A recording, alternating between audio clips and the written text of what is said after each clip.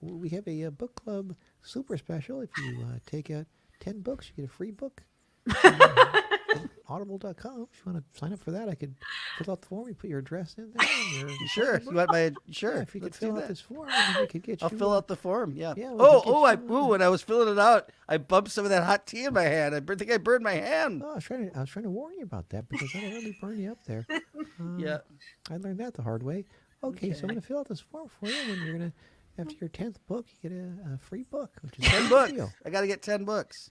Well, You the get 10 Bible's books. filled up with all kinds of books.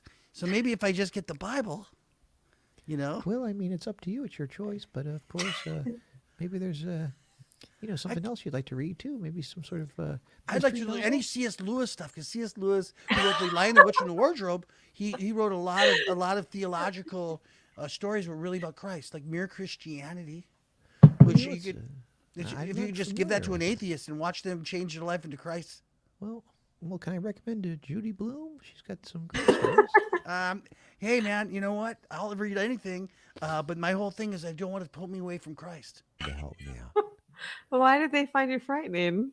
Well, I guess my appearance was a little frightening to them. They, um, uh, Well, what about your appearance was frightening to them? well, they found my head was a little too large for my body. I've had X-rays done, and they didn't like how much I moisturized my lip, but it does get it does get moist. So at time It from gets time to moist. time, I will moisturize it. And I'm gonna have to, Moist. of course, from time to time, we gotta get it moist. Well, I always wanted to be a father. That was my big goal as a kid. And I said, one day, Pops, I said to my father, one day I'm going to find a nice gal to settle down with, and I'm going to get married. He went upstairs after I told him that he passed away.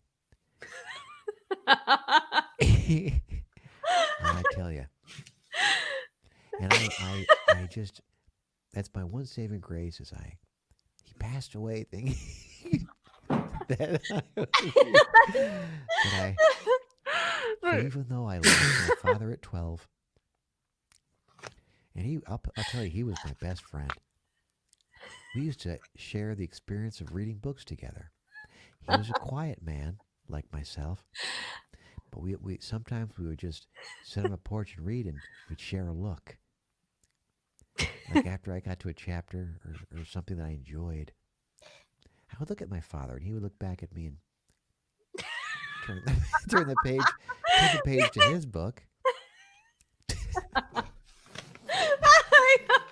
You have to keep licking the lips.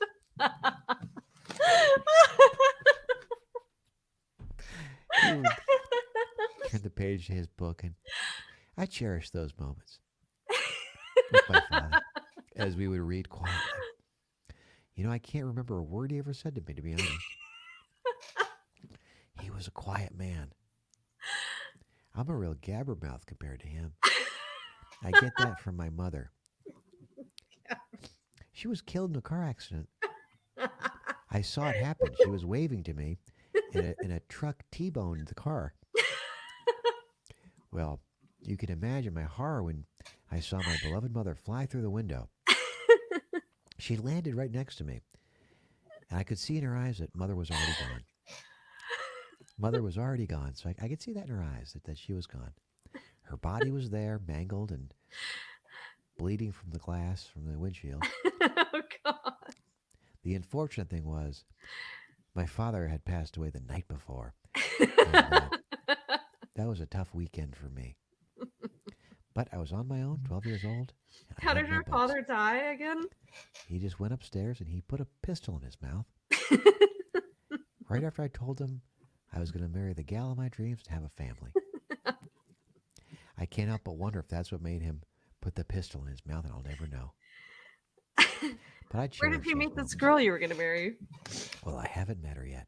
It's like that Michael Bublé song that I play often. I just haven't met you yet. So there was no girl, and your father still stuck a pistol in his mouth. Well, I said to him one day, I'm going to marry a great gal Uh huh. who would have a wonderful family. And that's my plan for life. Yeah. And he sort of shook his head no, walked upstairs, loaded a gun, and